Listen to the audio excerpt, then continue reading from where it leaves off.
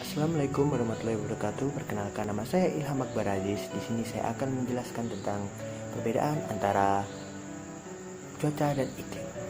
Baik, langsung saja kita ke pengertian cuaca dan iklim. Cuaca adalah kondisi atau keadaan udara yang terjadi di suatu daerah atau wilayah dalam periode waktu tertentu.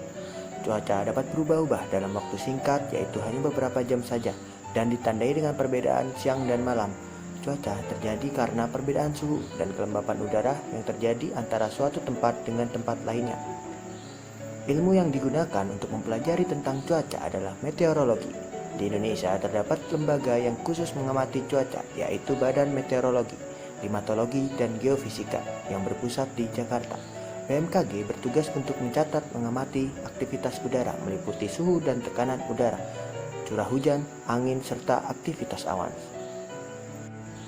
Sedangkan iklim adalah kondisi atau keadaan rata-rata cuaca pada suatu daerah yang luas. Iklim sendiri ditentukan berdasarkan perhitungan waktu yang biasanya mencapai 11 tahun hingga 30 tahun.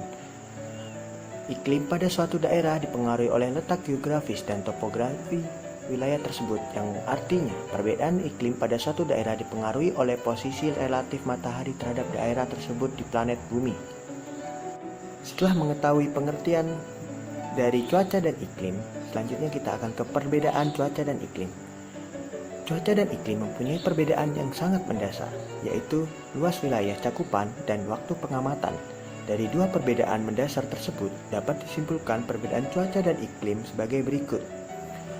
Pertama, cakupan wilayah dan pengamatan tentang cuaca lebih sempit dan terbatas, sedangkan cakupan wilayah dan pengamatan iklim lebih luas.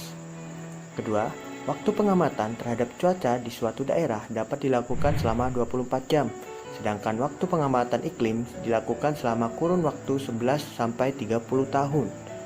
Cuaca mempunyai sifat yang cepat berubah dan tidak stabil, sedangkan iklim mempunyai sifat yang stabil dan sulit berubah.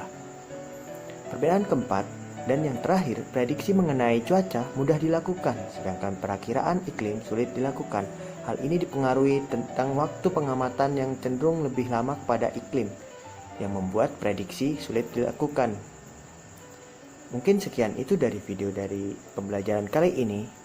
Kurang lebihnya mohon maaf. Sampai jumpa.